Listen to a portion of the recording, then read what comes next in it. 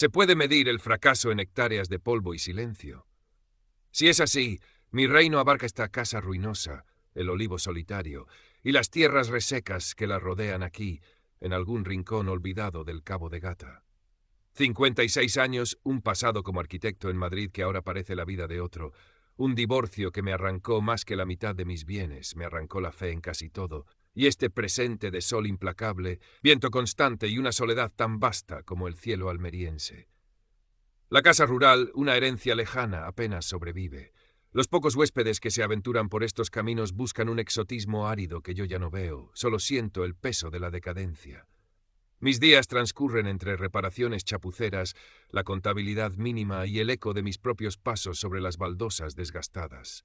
El éxito, el estatus, los planos que una vez dibujé con orgullo. Todo se convirtió en cenizas con la crisis del 2008. Mi exmujer se aseguró de recoger las brasas aún calientes para avivar el fuego de los reproches económicos hasta que no quedó nada. Ahora, mi ambición se reduce a que el viejo calentador de agua aguante un invierno más. El polvo entra por todas partes, un visitante persistente que se adhiere a los muebles escasos y a mi ánimo. La música clásica, mi único refugio, suena a veces hueca entre estas paredes desconchadas. Escucho a Bach mientras miro las vigas comidas por la carcoma y me pregunto si la belleza puede sobrevivir en medio de tanta ruina. Mi ruina. Un día, mientras luchaba contra una persiana atascada, un golpe tímido sonó en la puerta principal, esa que casi nunca se usa. Dudé. Podía ser el cartero con facturas o algún vecino necesitado de algo. El sol de la tarde golpeaba con fuerza, haciendo brillar las partículas de polvo en el aire del zaguán. Volvieron a llamar, un poco más insistente, abrí. La figura que se recortaba contra la luz cegadora era menuda, vestida con ropa modesta, un pañuelo cubriéndole el cabello. Una muchacha muy joven, de piel morena y ojos grandes, oscuros, que me miraron con una intensidad directa, sin miedo, pero con un trasfondo de cansancio. ¿Busca trabajo?, preguntó en un español titubeante, cargado de acento extranjero. Marroquí, supuse.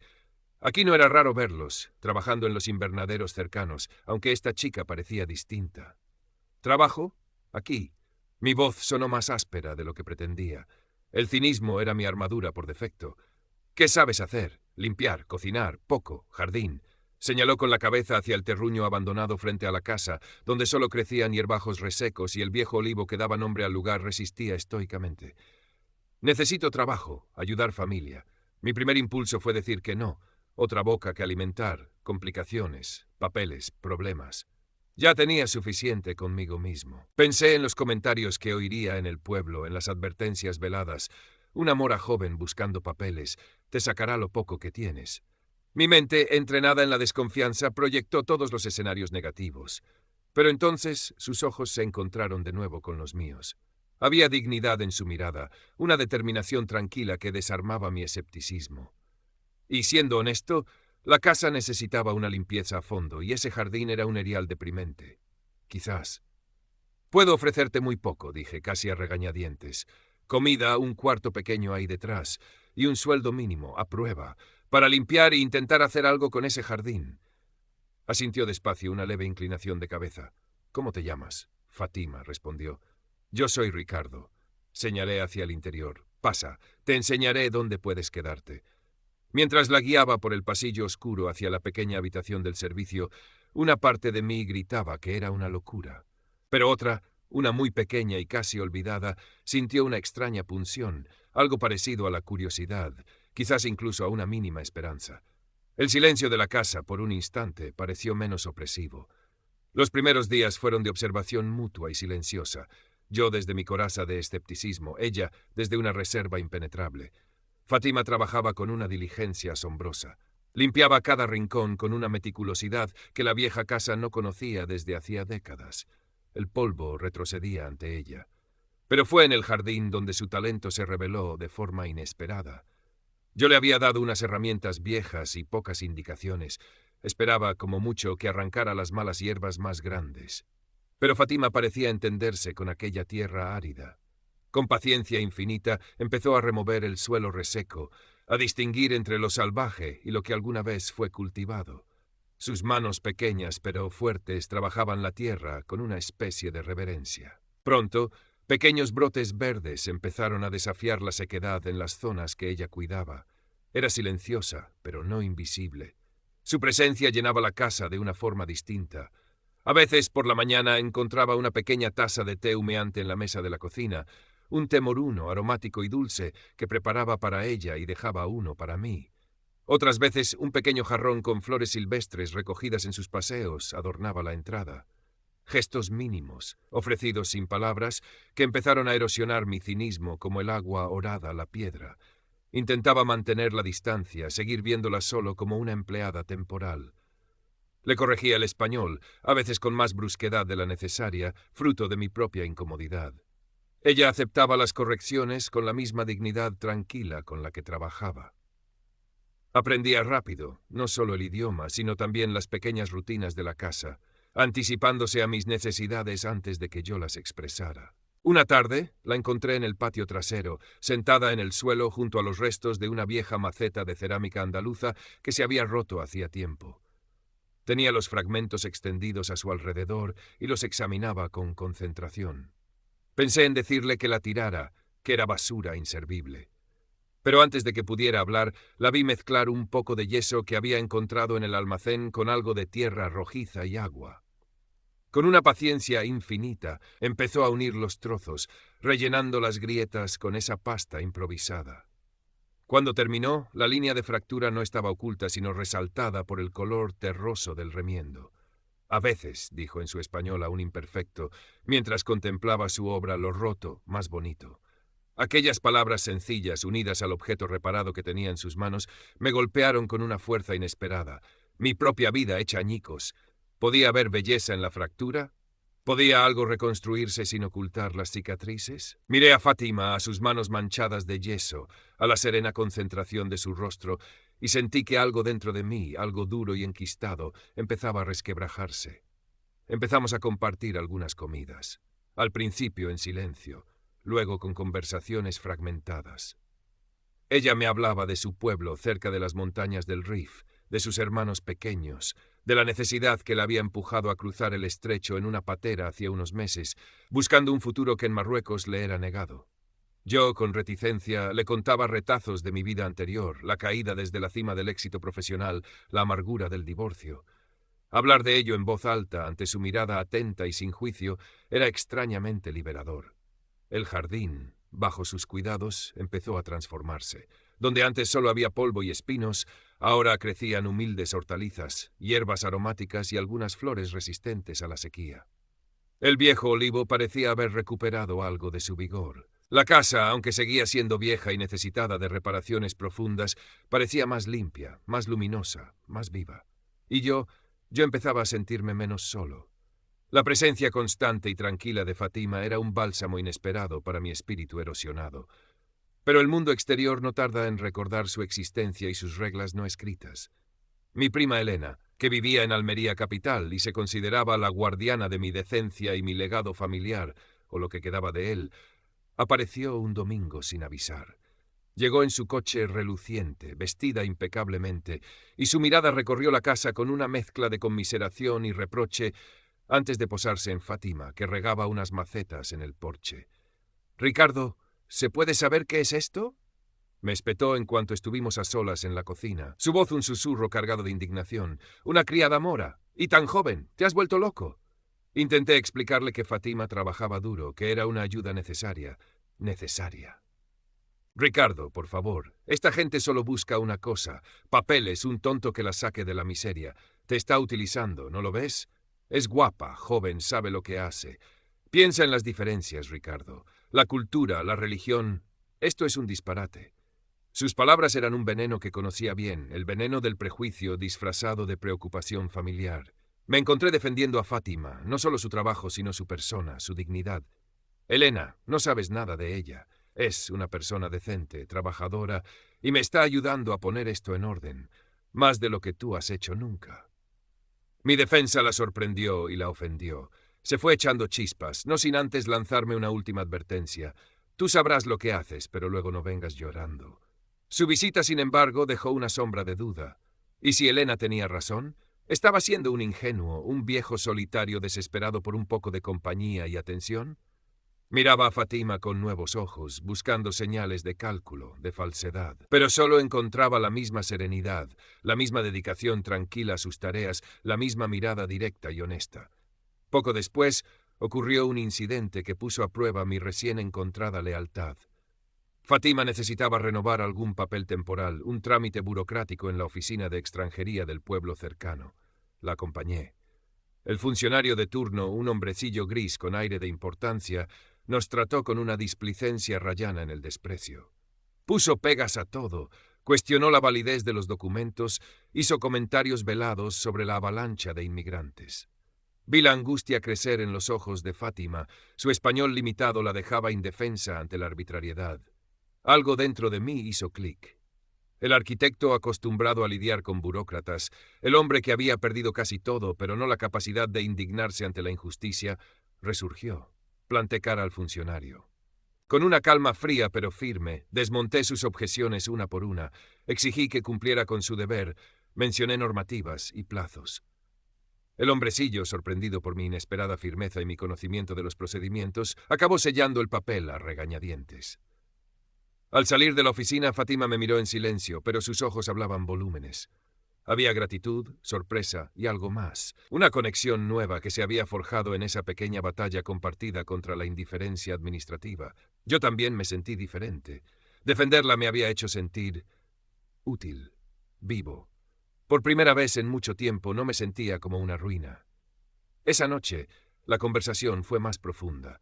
Sentados en el porche, bajo un cielo estrellado increíblemente limpio, lejos de las luces de la ciudad, hablamos de miedos. Ella, del miedo constante a la deportación, a la precariedad, a no poder ayudar a su familia. Yo, del miedo a la soledad definitiva, a que mi vida se consumiera en la amargura y el aislamiento. Compartir esas vulnerabilidades nos acercó más que cualquier otra cosa. La barrera de la edad, de la cultura, del idioma, pareció difuminarse bajo la inmensidad de la noche y la sinceridad de nuestras palabras. Me di cuenta de que ya no la veía como una empleada, ni siquiera como una simple compañera de casa. Fátima se había convertido en una presencia esencial. Su calma contrarrestaba mi ansiedad, su habilidad para encontrar belleza en lo pequeño, mi tendencia a enfocarme en lo perdido. El jardín floreciente era un espejo de algo que también empezaba a brotar en mi interior. La idea de que tuviera que marcharse, de que esa conexión inesperada se rompiera, me provocaba una angustia desconocida. Las semanas pasaron, convirtiéndose en meses. El otoño dio paso a un invierno suave, y luego la primavera empezó a pintar de colores tímidos el paisaje árido del Cabo de Gata. La casa rural tenía algo más de movimiento, quizás por el jardín ahora cuidado, quizás por una atmósfera menos sombría que los huéspedes percibían. Trabajábamos juntos, Ricardo y Fátima, en una rutina establecida. Ella se encargaba de la limpieza, el jardín, y a veces preparaba comidas sencillas pero deliciosas, con sabores que me transportaban a lugares desconocidos. Yo me ocupaba de las reservas, las reparaciones mayores y seguía ayudándola con el español, que mejoraba día a día. Hablábamos más. Descubrí su inteligencia natural, su sentido del humor tranquilo, su profunda conexión con la naturaleza y sus tradiciones. Ella descubrió mis viejas pasiones por la música y la lectura, mi humor a veces ácido, mi torpeza en las tareas manuales que ella resolvía con sorprendente habilidad. Nos reíamos de nuestros errores, de los malentendidos culturales. La convivencia se había vuelto fácil, cómoda, demasiado cómoda quizás. La línea entre empleador y empleada, entre compañeros de casa, se había vuelto peligrosamente borrosa. Una noche, mientras cenábamos en la cocina, la conversación derivó hacia su futuro. Su permiso de residencia temporal volvía a estar cerca de expirar. A pesar del trabajo en la casa rural, su situación seguía siendo precaria. La sombra de la incertidumbre planeaba sobre ella y sobre mí. «No sé qué haré, Ricardo», dijo en voz baja mirando su plato. «Quizás buscar trabajo en los invernaderos. Es duro, pero...» No terminó la frase. El fantasma de volver a la invisibilidad, a la explotación silenciosa, era palpable en su voz. La idea de Fátima trabajando de sol a sol en esos mares de plástico, lejos de la relativa paz del olivo solitario, me revolvió el estómago. Verla marchitarse en ese ambiente después de haberla visto florecer cuidando mi jardín me parecía intolerable. Y egoístamente la idea de perderla, de volver al silencio y al polvo, era aún peor. Se hizo un silencio tenso. lleno de lo no dicho. El tic-tac del viejo reloj de pared parecía amplificar la angustia. La miré. Su juventud, su resiliencia, la dignidad con la que enfrentaba su difícil situación, todo en ella contrastaba brutalmente con mi propia resignación. Ella me había devuelto algo de vida, sin siquiera intentarlo. ¿Podía yo simplemente dejarla ir? Las palabras de Elena resonaron en mi cabeza. Te está utilizando. Pero ya no les daba crédito. Había visto la sinceridad en los ojos de Fátima demasiadas veces, en sus gestos desinteresados, en su gratitud por las cosas más pequeñas. Lo que sentía por ella era real, una mezcla de afecto profundo, respeto y una necesidad de protegerla que me sorprendía a mí mismo. Respiré hondo. El corazón me latía con una fuerza desacostumbrada. Las palabras salieron torpes, directas, desprovistas de cualquier romanticismo impostado. Eran la única verdad que podía ofrecerle. Empecé, mi voz algo ronca. Ella levantó la vista expectante. ¿Y si te quedaras aquí, conmigo? Tragué saliva. Podríamos, no sé, casarnos, arreglar los papeles de forma definitiva. Podríamos intentarlo juntos, ver qué pasa. No era una declaración de amor apasionado, sino una propuesta de vida compartida, una oferta de estabilidad mutua nacida de la necesidad y del afecto sincero. Esperé su respuesta conteniendo la respiración, preparado para el rechazo, para la risa incrédula, para cualquier cosa. Fátima me miró fijamente durante un largo instante. Sus ojos oscuros parecieron escrutar mi alma, buscando la verdad detrás de mis palabras torpes. Luego, muy despacio, vi cómo se llenaban de lágrimas silenciosas. No eran lágrimas de tristeza, sino de una emoción contenida que finalmente se desbordaba. Asintió levemente, 1, 2 veces. Sí, Ricardo, susurró. Sí, quiero quedarme contigo. Nos casamos unas semanas después en el pequeño ayuntamiento de Níjar. Sin fiesta, sin invitados, excepto el dueño del bar del pueblo y su mujer como testigos improvisados. Firmamos los papeles bajo la mirada aburrida de un funcionario. No hubo vestido blanco ni traje elegante. Solo nosotros dos, vestidos con nuestra ropa de diario, sellando un pacto silencioso en medio de la burocracia. Fue el acto menos romántico y a la vez el más significativo de mi vida. El tiempo siguió su curso, marcando las estaciones en el paisaje inmutable del Cabo de Gata. La vida en el olivo solitario encontró un nuevo ritmo, una armonía tranquila. La casa rural no se convirtió en un hotel de lujo, pero ganó en calidez y en huéspedes que apreciaban la autenticidad del lugar y la hospitalidad genuina que ahora ofrecíamos juntos. El jardín era un pequeño milagro de verdor y color en medio de la aridez, un testimonio del cuidado constante de Fátima. Trabajábamos codo con codo, compartiendo las tareas y las decisiones. Nuestras conversaciones eran más fluidas, a veces profundas, a veces triviales, salpicadas de risas y silencios cómplices. Aprendí a apreciar los pequeños rituales, el té de la mañana, las comidas compartidas, el cuidado mutuo en los detalles cotidianos. Fátima seguía siendo reservada en muchos aspectos, pero su sonrisa se había vuelto más frecuente, su mirada más serena. Elena vino a visitarnos una vez más, varios meses después de la boda. Su actitud seguía siendo escéptica, pero había perdido parte de su agresividad. Observó la casa más cuidada, el jardín floreciente, la interacción tranquila entre Fátima y yo. No hizo comentarios hirientes, aunque tampoco ofreció una bendición entusiasta. Simplemente pareció aceptar la situación con una resignación distante. Su aprobación ya no me importaba. Una tarde, mientras el sol se ponía tiñendo de naranja y violeta las colinas peladas, estábamos sentados en el porche, como tantas otras veces. Fátima leía un libro en español, despacio pero con determinación. Yo observaba las sombras alargarse sobre el jardín,